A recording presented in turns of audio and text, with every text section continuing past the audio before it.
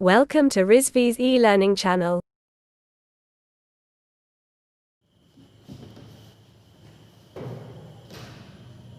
Good morning to all of you. Today my topic principal plane. Principal plane कितने प्रकार में बटा हुआ है हम लोग उस पर डिस्कस करेंगे. हम लोग पिछली क्लास में अभी तक देखे थे कि हम लोगों ने प्रिंसिपल प्लेन और प्रिंसिपल स्ट्रेस के बारे में डिस्कस किया था कि कौन सी प्लेन प्रिंसिपल प्लेन होगी, कौन सी प्लेन प्रिंसिपल प्लेन नहीं होगी. तो उसमें क्या आया था हमारे पास कि यदि कोई वर्टिकल, हॉरिजॉन्टल और इंक्लाइंड होगी तो हमारी प्रिंसिपल प्लेन के अंतर्गत आएगी. अदरवाइज और भी जो प्लेनें हैं वो आपकी प्रिंसिपल प्लेन के अंतर्गत नहीं आएंगी. तो हमने प्रिंसिपल स्ट्रेस का फार्मूला देखा था, सिग्मा बराबर एफ बाई ए. सिग्मा बराबर एफ बाई ए हमारा क्या है, यहाँ पर सिग्मा क्या था, हमारा स्ट्रेस था और पी क्या था, प्रिंसिपल था, ए क्या था, एरिया था. तो सिग्मा बराबर पी बाई ए. पी जो होता है वहाँ पर फोर्स होता है. सिग्मा बराबर एफ बाई ए कहो चाहे पी बाई ए कहो, दोनों का मतलब एक ही है. फिर उसके बाद क्या है, हम लोग यहाँ पर डिस्कस करेंगे प्रिंसिपल प्लेन के बारे में. प्रिंसिपल प्लेन क्या होता है, हमारे तीन प्रकार में डिवाइड होते हैं. एक जो होता है पहला हमारा होता है मेजर प्रिंसिपल, दूसरा होता है माइनर प्रिंसिपल, तीसरा होता है इंटरमीडिएट प्रिंसिपल. तो हम लोग तीन प्रकार के यहाँ पर प्रिंसिपल पढ़ेंगे. तो हम लोग यहाँ पर जो होता है प्रिंसिपल प्लेन के अंतर्गत general equation for normal stress है, tangential stress and resultant stress. हम कोई भी फार्मूला लिखेंगे तो उसमें हमारे तीन प्रकार के स्ट्रेस डेवलप होंगे. एक होगा टेंजेंशियल, एक होगा रिजल्टेंट, एक होगा नॉर्मल स्ट्रेस. तो हमारे तीन प्रकार के जो होते हैं वो यहाँ पे डेरिवेशन फार्मूले पे हमें इक्वेशन दी होती है. कभी कभी हमारा इस तरह के जब क्वेश्चन आते हैं तो उसमें हम लोग करते क्या है, नॉर्मली हम सभी की इक्वेशन पहले जो क्वेश्चन में दिया होता है हम उसको फाइंड आउट करते हैं. फाइंड आउट करने का मतलब उसको अलग से लिखते हैं कि सिग्मा बराबर इतना दिया है, सिग्मा टी बराबर इतना दिया है, सिग्मा एन बराबर इतना दिया हुआ है, हम लोग उसको लिखते हैं. फिर उसके बाद हम लोग सोचते हैं कि हमें कौन सा फार्मूला यहाँ पर अप्लाई करना चाहिए, कौन सा फार्मूला अप्लाई करना चाहिए जिसमें हमारी तीनों इक्वेशन एक फार्मूले में के अंतर्गत आ जाए. तो हम लोग फिर हमारे पास तीन फार्मूले हैं इसके अंतर्गत हम लोग उसको लिखेंगे. एक हमारा सिग्मा एन है, जहां पर सिग्मा एन क्या होता है, ये होता है नॉर्मल. ये क्या होता है, ये क्या होता है, नॉर्मल स्ट्रेस. ये क्या है, नॉर्मल स्ट्रेस.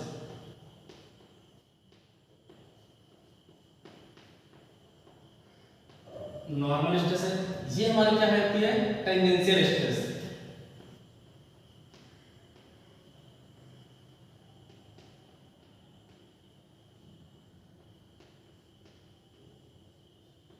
Tangential stress. ये क्या होता है, रिजल्टेंट स्ट्रेस.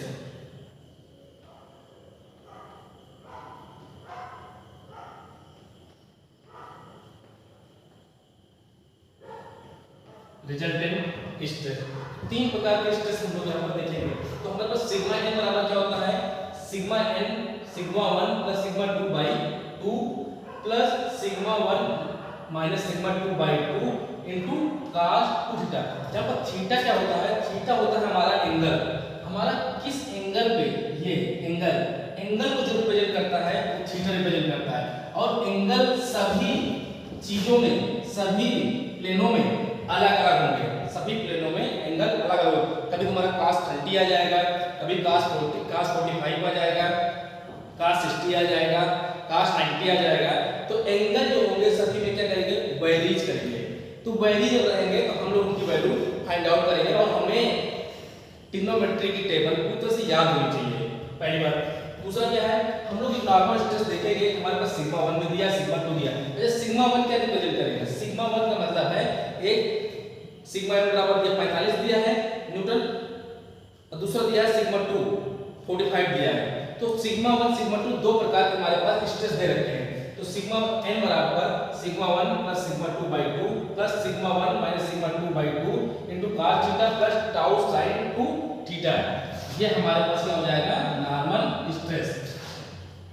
ये नॉर्मल स्ट्रेस हो जाएगी.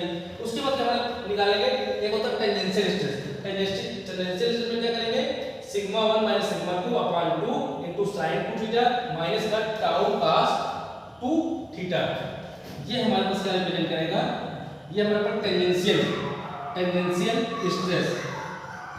एक हमारे पास रिजल्टेंट आता है। अच्छा, रिजल्टेंट का मतलब क्या होता है, सिग्मा n का स्क्वायर प्लस सिग्मा t का स्क्वायर जो होता है अंडर रूट में होता है, मतलब टोटल का अंडर रूट, इसका स्क्वायर सिग्मा n का स्क्वायर सिग्मा t का स्क्वायर, जो टोटल का स्क्वायर करके वो क्या होता है सिग्मा r बनता है। और सिग्मा r क्या होता है, सिग्मा r रिजल्टेंट स्ट्रेस होता है। रिजल्टेंट स्ट्रेस क्या होता है, ये टोटल एक तरह से स्ट्रेस हो गया आपका पूरा। पर हाँ, यदि हमसे सीधे रिजल्टेंट स्ट्रेस का एरिया निकालना है तो पहले हम सिग्मा n फाइंड आउट करेंगे, फिर सिग्मा t फाइंड आउट करेंगे, क्योंकि सिग्मा n की वैल्यू यहां से निकलेगी, सिग्मा t की वैल्यू यहां से निकलेगी, तो ये हमारे पास आ जाएगा सिग्मा r। क्या होता है, हमने नॉर्मल देखा, टेंजेंशियल लिख लिया, रिजल्टेंट लिख लिया। तो यहां पर देखो इसका जो ग्राफ, इसका जो फिगर होता है वो कुछ इस प्रकार है, हमारा फिगर कुछ इस प्रकार है। तो यहाँ पर क्या होता है, हमारे दो प्रकार के क्या कहते हैं, कोई एक बॉडी है केस 1 केस 2 केस 3 के प्रकार केस हम ले रहे हैं। कोई बॉडी है जिसमें सिग्मा 1 और सिग्मा 1 का फोर्स लग रहा है दोनों तरफ, मान लिया ये सिग्मा 1 इधर लगेगा, ये सिग्मा 1 इधर लगेगा, तो एक बॉडी पर एक प्रकार का फोर्स हो सकता है, ठीक है। तो हम अगली बॉडी क्या करेंगे, उसका जो सिग्मा 2 होगा उसको हम शून्य मान लेंगे। तब इस कंडीशन में क्या हो जाएगा, हमारे पास सिग्मा 2 कितना हो जाएगा, सिग्मा 2 जो हमारा हो जाएगा वो 0 हो जाएगा, ठीक है।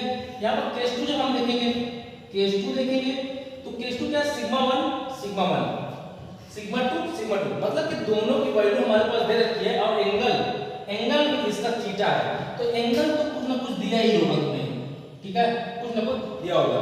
ये तो वर्टिकल का आएगा, ये तो हॉरिजॉन्टल का आएगा, तो उस कंडीशन के अनुसार आपका एंगल कितना लगता है आप खुद उसको जज करेंगे। फिर केस 3 क्या होता है, सिग्मा n सिग्मा 1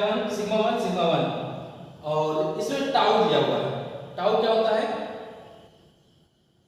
टाउ क्या होता है, स्ट्रेस, शियर स्ट्रेस, इसको टाउ क्या बोलेंगे, शियर स्ट्रेस ही होता है, शियर स्ट्रेस। जब भी आपके पास शियर स्ट्रेस की करेगा वो टाउ रिप्रेजेंट करेगा, ठीक है, ये शियर स्ट्रेस होता है। तो 3 प्रकार के बारे में है, इसमें से एक क्वेश्चन बनता है जो कि 5 नंबर का क्वेश्चन बनेगा। सिर्फ ये टॉपिक छोटा सा लग रहा है, पर इस टॉपिक के अंतर्गत 5 नंबर का क्वेश्चन आएगा, वो तुमसे 3 पार्टों में डिवाइड कर देगा और तुम्हें तब निकालना होगा सिग्मा n सिग्मा t और सिग्मा r। तो हम इसको पूरी तरह से इस तरह करके जनरेट करेंगे। Thank you.